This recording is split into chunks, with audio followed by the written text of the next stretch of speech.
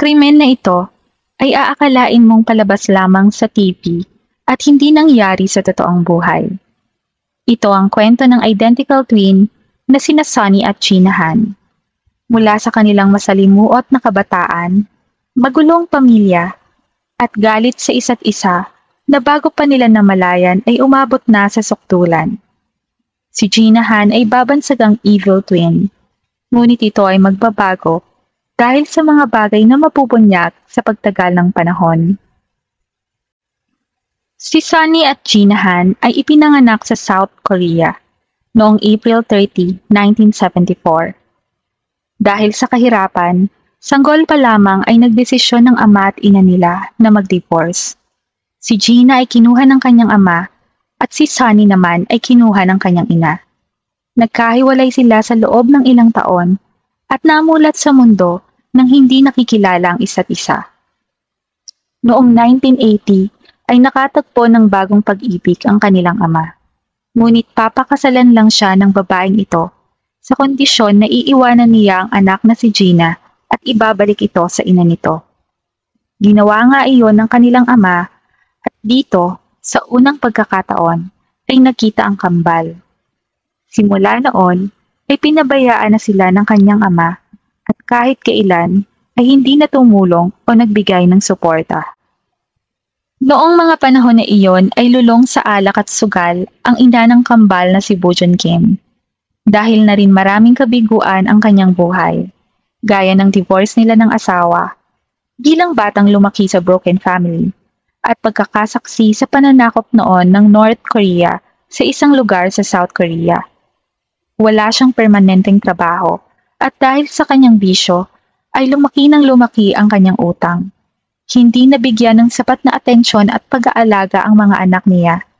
Madalas ay walang panggastos at wala ding pagkain ang mga ito. Dahil nga sa laki ng utang ng kanyang ina, siya ay tumakas at pumunta sa Southern California. Isinama niya ang kambal. Ang tanging iniisip niya noon ay makatakas sa responsibilidad.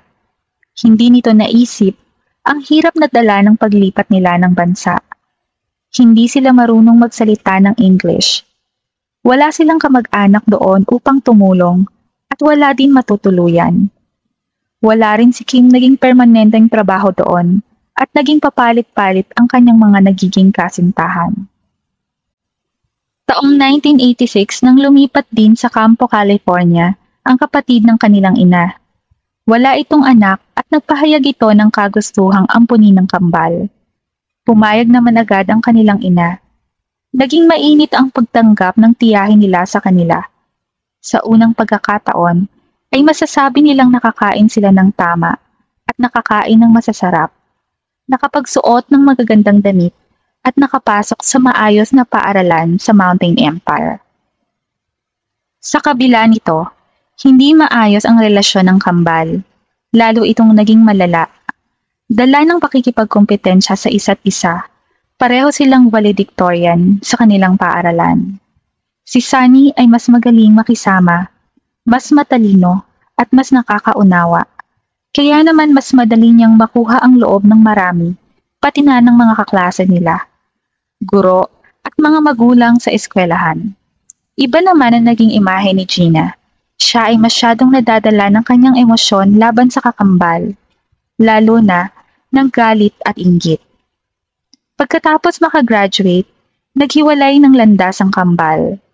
Si Gina ay nagdesisyon na mag-training at pumirma ng kontrata para pumasok sa US Air Force. Sa unang buwan niya dito, ay naramdaman niya agad na nagkamali siya. Hindi niya gusto ang masyadong pagiging istrikto doon at pakiramdam niya ay nawalan siya ng kalayaan. Iisip siya ng mga dahilan para makalabas. Isa na dito ay nang sabihin niya na ang kanyang ama ay nasa malalang sakit at gusto niyang alagaan ito. Nagdemand naman ang commanding officers niya ng medical certificate na obviously ay hindi niya maiibigay dahil nagsisinungaling siya. Noon, ang presidente pa ng US ay si Bill Clinton. Mayroong pinatupad na batas na don't ask, don't tell para sa mga militar. Ang ibig sabihin nito ay kung isa kang miyembro ng LGBT ay pwede kang hindi maglantad para hindi ka matanggal sa serbisyo. Isang batas na nakakuha ng maraming batikos dahil sa diskriminasyon. Si Gina ay nagpanggap na tomboy at sinabi ang kanyang nararamdaman sa commanding officer niya.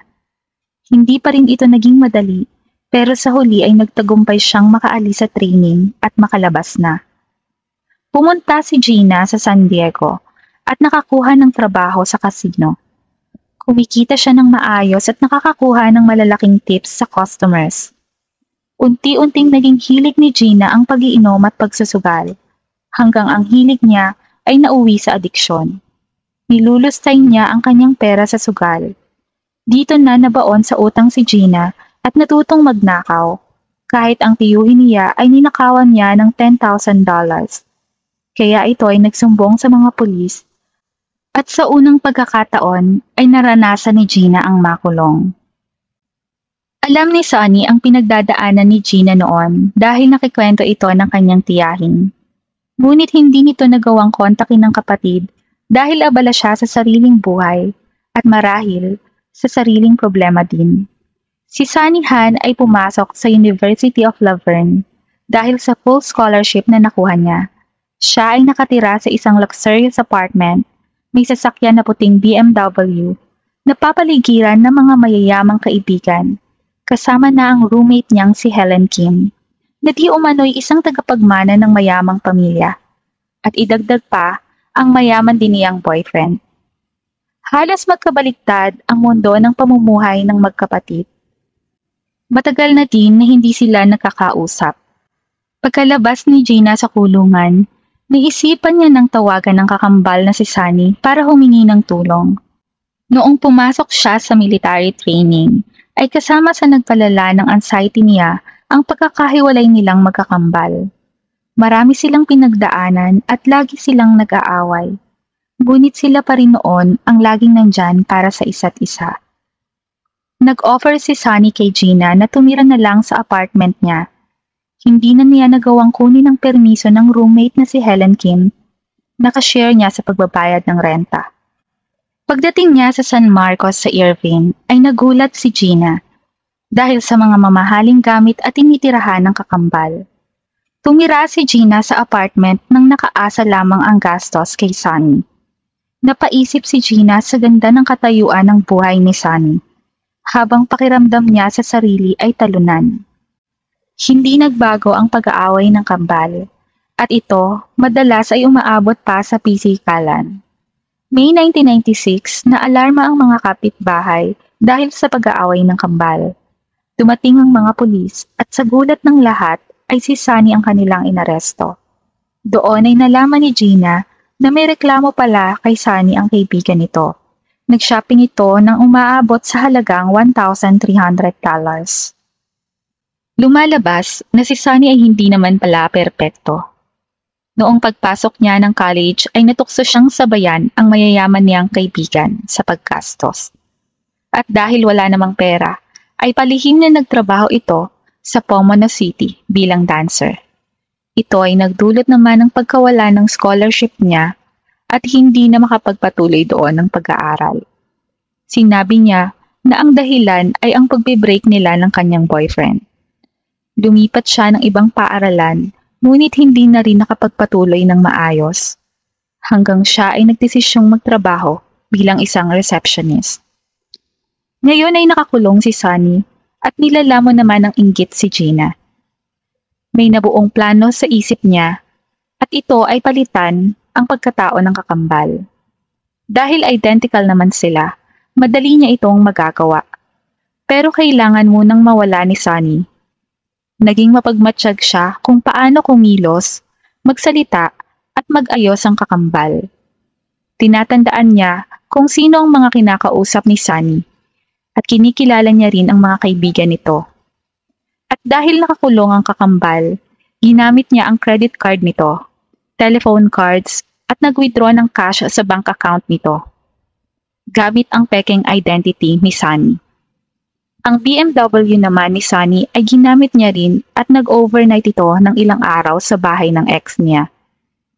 Ang ex nito ay tumawag sa mga pulis para ipahuli si Gina dahil maging ito ay ninakawan din ni Gina ng tseke. Nakalabas na rin si Sunny at nalaman ang ginawa ni Gina. Kinasuhan niya rin ito ng identity theft at pinalayas na sa apartment. Si Gina ay nahatulan ng 6 na buwang pagkakakulong. Ito ay napaikli ng 2 buwan at nakatanggap ng isang furlough kung saan pinayagan siyang makalabas sa kulungan ng 5 oras hanggang 6 na oras sa araw-araw para magtrabaho. Pagkatapos ng ilang linggo, tuluyan ng tumakas si Gina. Siya ay tumuloy sa isang shelter sa El Cajon. Ito ay isang shelter para sa mga kabataan na tumutulong magbagong buhay sa mga ex-prisoner, pati sa mga kabataang nalulong sa droga. Habang nasa shelter, si Gina ay nangutang at nagrenta ng isang Ford Mustang para maging getaway vehicle niya. Si Archie Bryant, 16 years old, ay nakilala niya sa shelter. Nagustuhan nito ang Mustang niya at dahil parehong masaklap ang pinagdaanan sa buhay, ay mabilis gumaan ang loob nila sa isa't isa. Nalaman niya rin na may access ito sa mga baril. Dito ay naramdaman ni Gina na maari niyang magamit ang binata sa pagtupad ng plano niya kay Sunny. November 6, 1996, nag-offer siya kay Archie Bryant, pati sa best friend nitong si Yoshi, na ihatid sila sa school gamit ang Mustang niya. Pero hindi iyon ang totoong intensyon ni Gina. Simula pa lang, alam niyang kaya niyang manipulahin ang 2 binata para isagawa ang krimen. Nagsimula siya sa pagkumbinsi sa 2 na wag na lang pumasok at mag-joyride na lang sila. Pumayag naman ang mga ito. Nagsimulang magkwento si Gina, kagaya ng merong banta sa buhay niya ang isang Asian gangster at tinanong ang 2 binata kung kaya ba nilang lumaban kung mapapaaway sila.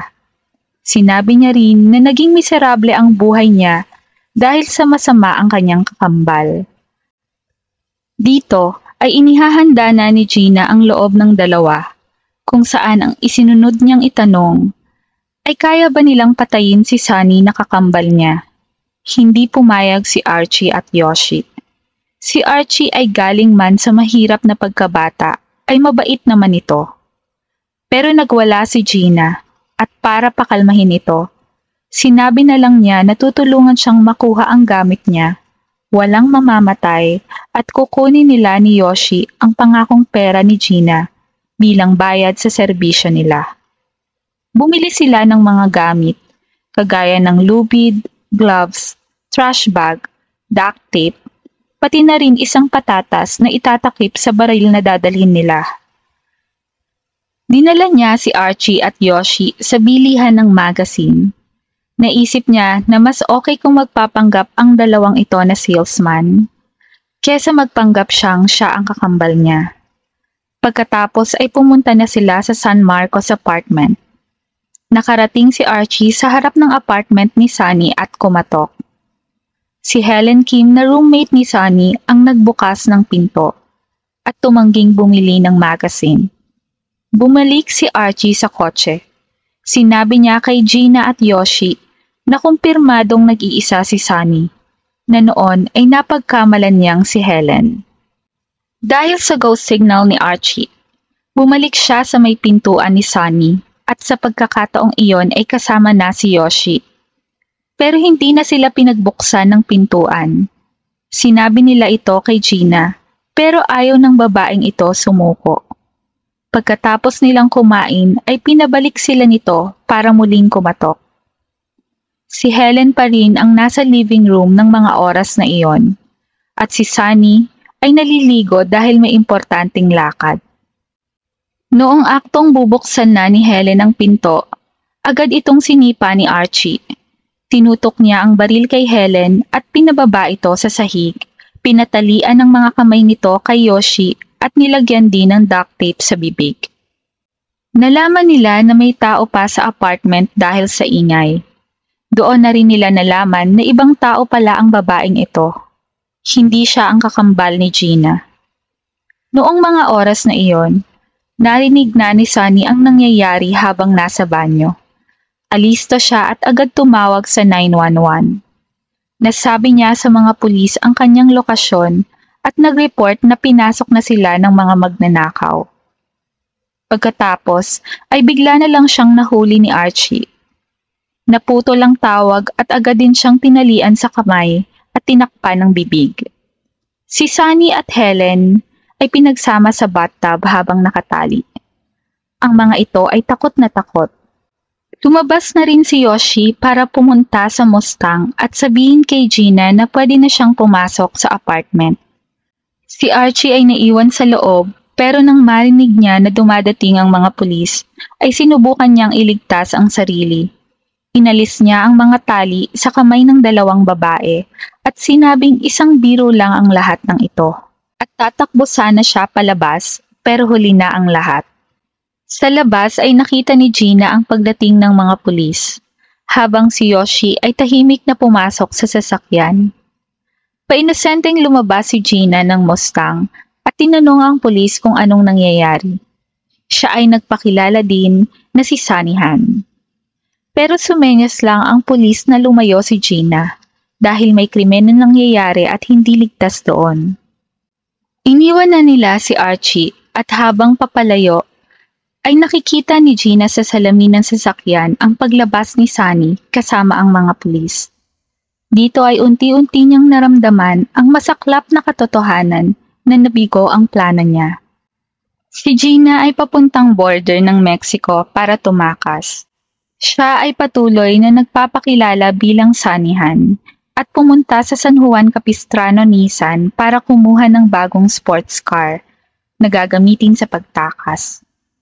Gamit din ang identification ng kakambal, nakapag-withdraw pa ito ng $5,000 mula sa bangko at habang inaantay na mailabas ang bagong sasakyan, ay pumunta sila sa rental agency ni Yoshi para ibalik ang Mustang na nirentahan niya. Pero sa gulat nila ay nakaabang na ang mga pulis para arestuhin sila. Dahil sa mga katibayan na nakuha sa sasakyan ni Gina, ay nakumpirma na siya ang mastermind, base sa investigasyon at salaysay ni Archie at Yoshi. Humarap siya sa paglilitis. Sinubukan ni Gina magpakamatay sa pamamagitan ng pag-inom ng maraming Tylenol pills, isang uri ng gamot. Walang masamang nangyari sa kanya dahil naisugod agad siya sa ospital. Hindi makapaniwala ang kanyang kakambal na si Sunny na magagawa siyang patayin ni Gina. Masakit sa kanya ang malaman na si Gina ang totoong may gawa ng lahat. Sila ang laging magkaaway pero sila din ang laging magkasama. Lalo na noong mga unang pagsubok nila sa buhay. Ang ugnayan nila bilang magkakambal ay hindi matutumbasan ng kahit ano. Naupo si Sunny sa witness stand pero dito ay sinubukan niyang iligtas si Gina. Si Bujun Kim naman, na kanilang ina ay nanatili sa tabi nila sa pagsubok na ito at ginampanan ng pagiging ina na ayon sa kanya ay hindi niya nagawa kahit kailan noong bata pa ang kambal. Nahusgahan din si Sunny dahil sa mga ikinilos nito. Noong mga panahon na nililitis ang kaso ay tumanggap siya ng maraming interviews at guestings. Gusto pa nitong ipagbenta ang rights ng kwento nilang magkapatid sa isang TV station. Kumuha din siya ng isang personal na alalay at manager na para bang ini-enjoy at pinagkakakitaan ang nangyayari. Habang nakaupo siya sa witness stand ay kinondena siya sa ginawang ito. Pero ang sinabi niya lang na kung tatanggap man siya ng bayad ay wala siyang nakikitang masama doon. November 20, 1997, si Gina ay nahatulan ng 26 years to life in prison sa salang conspiracy to commit murder, 2 counts of burglary, 2 counts of false imprisonment, at possession of firearm. Si Archie Bryant naman ay nahatulan ng 14 years imprisonment at si Yoshi naman ay 4 na taon lamang. Noong 2017 ay nag-grant ang parol ni Gina Han. May mga bagay na ginamit para pigilan ang parol niya, kagaya ng pakikipag-ugnayan niya sa mga lalaki sa iba't ibang bansa habang nakakulong. Marami sa kanila ay nag-alok ng bahay pag siya ay nakalabas na sa kulungan. Meron ding isang lalaki sa England ang nagbigay sa kanya ng halos $100,000. Isang patunay na magaling pa rin siyang magmanipula.